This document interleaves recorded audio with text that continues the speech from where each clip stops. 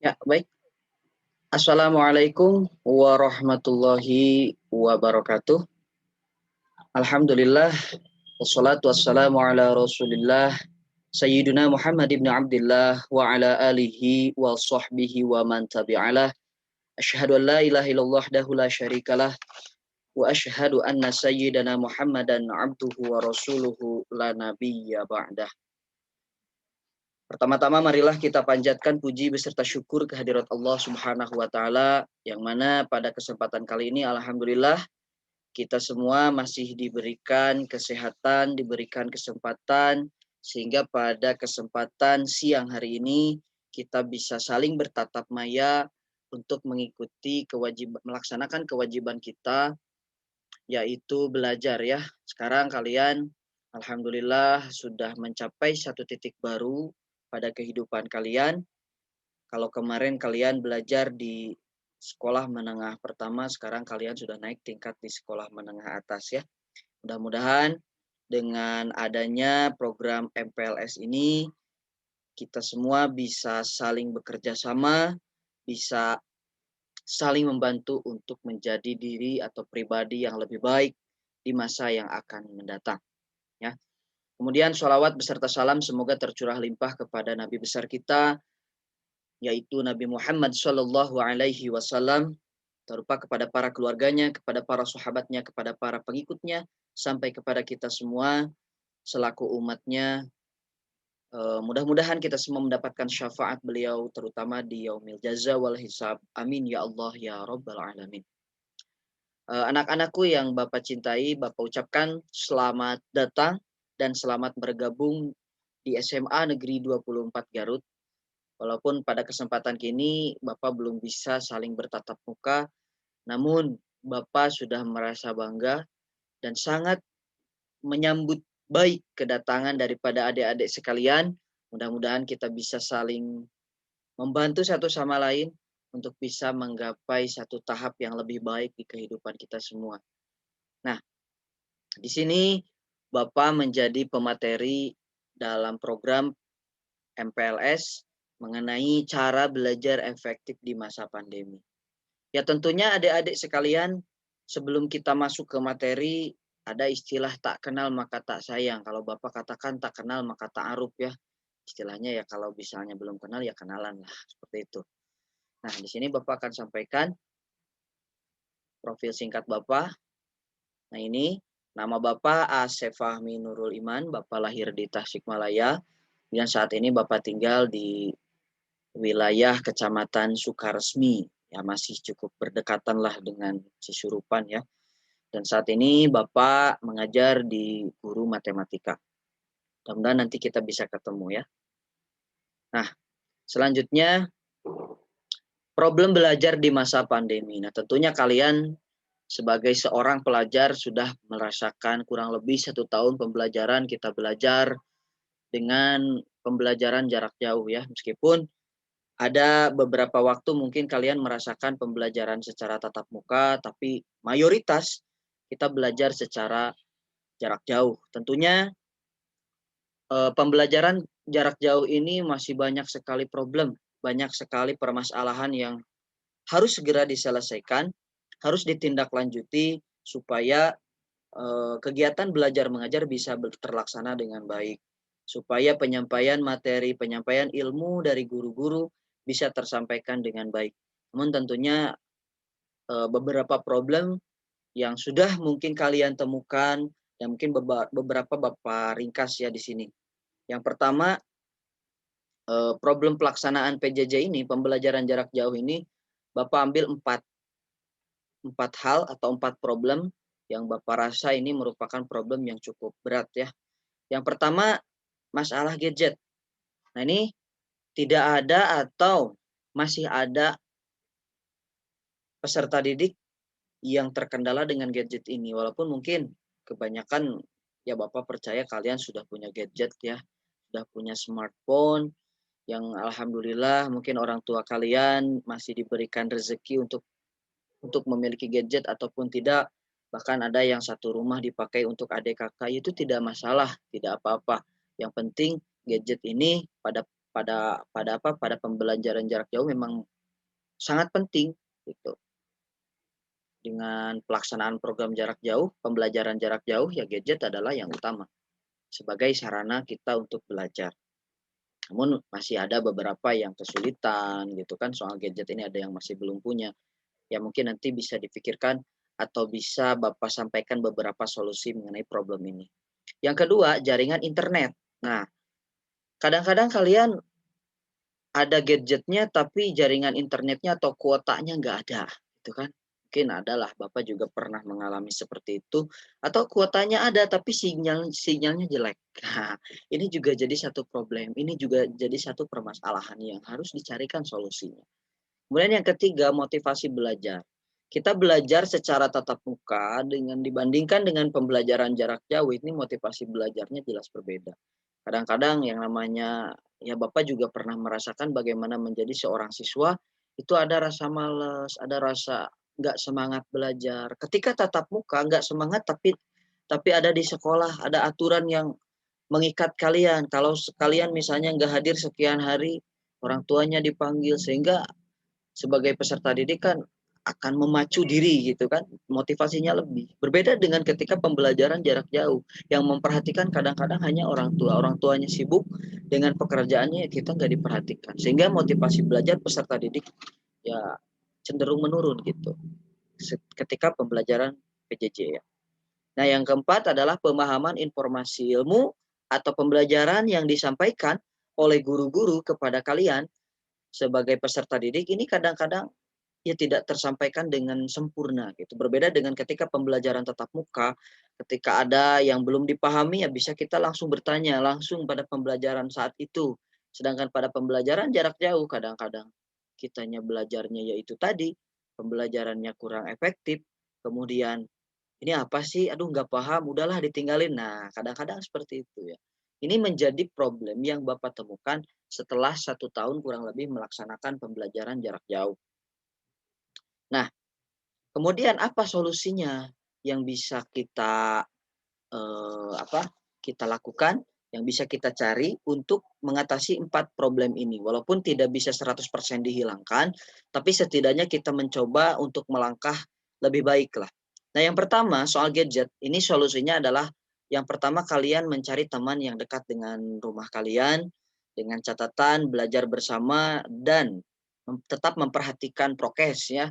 Tetap memperhatikan prokes, menggunakan masker, kemudian menjaga jarak gitu ya, untuk supaya pandemi ini cepat usai lah. Bapak juga udah mumet sebenarnya ya belajar jarak jauh ini, pengennya ya cepat-cepat bertemu dengan kalian gitu.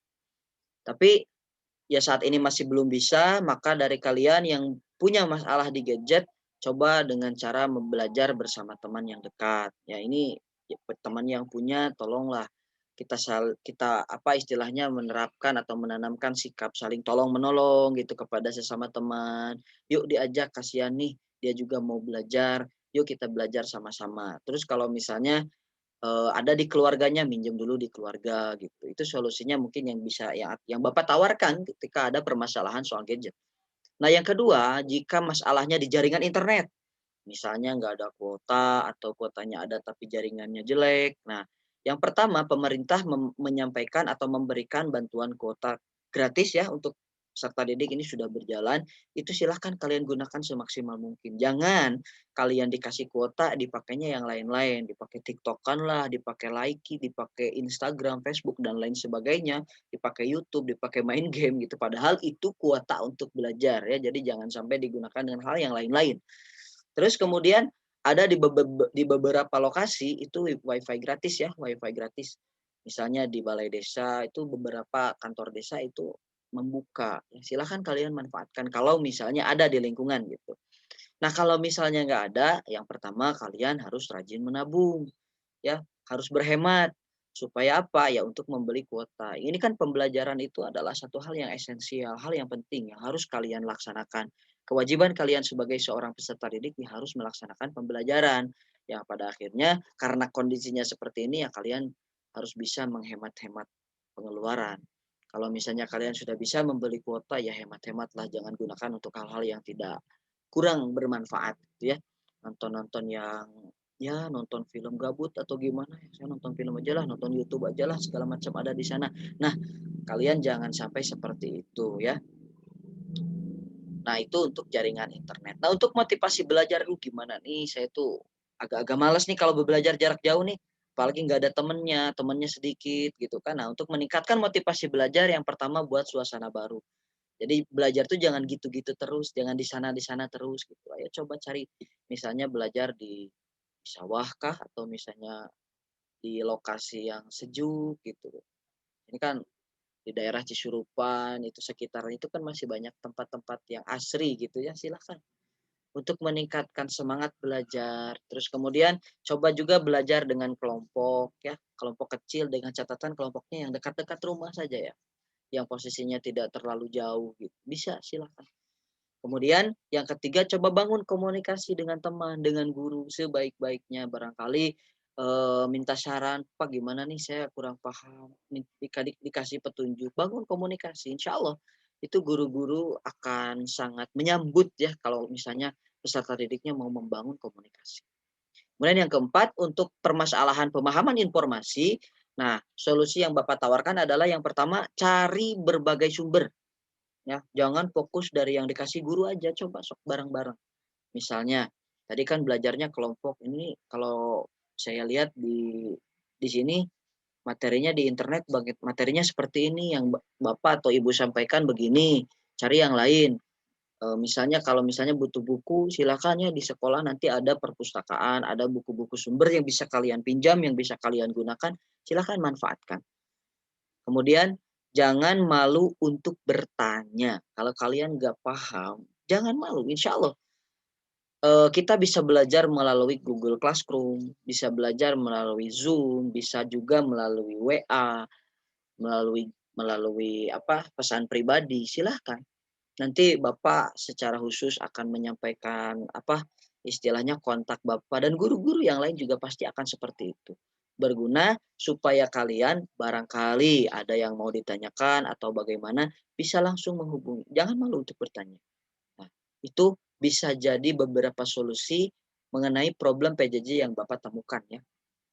Nah, kemudian kiat-kiat belajar nih selama PJJ supaya hasilnya bisa maksimal. Yang pertama, jaga fokus ya. Kalian diberikan waktu untuk belajar, jangan sampai digunakan untuk hal-hal yang lain ya. Fokus saja waktunya belajar ya kalian belajar, gunakan untuk belajar ya.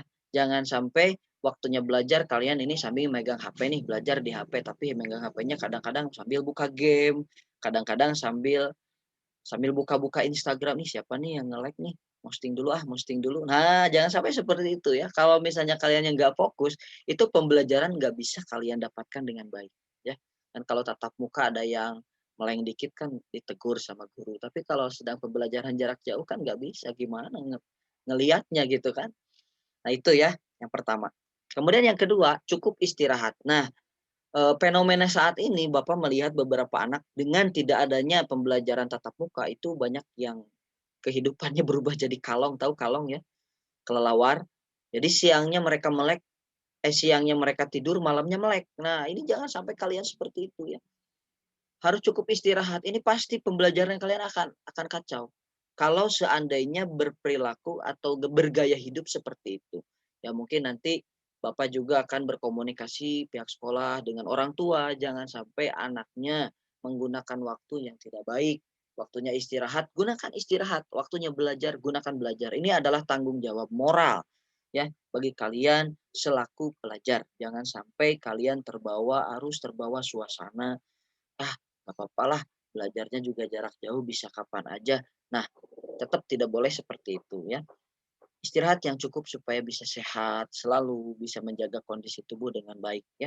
Apalagi sekarang di masa pandemi banyak yang sakit, itu jangan sampai ya kalian sebagai generasi muda itu mempunyai tubuh yang tidak bagus, tubuh yang mudah sakit hanya dikarenakan tidak bagus, tidak baik dalam manajemen waktu untuk istirahat.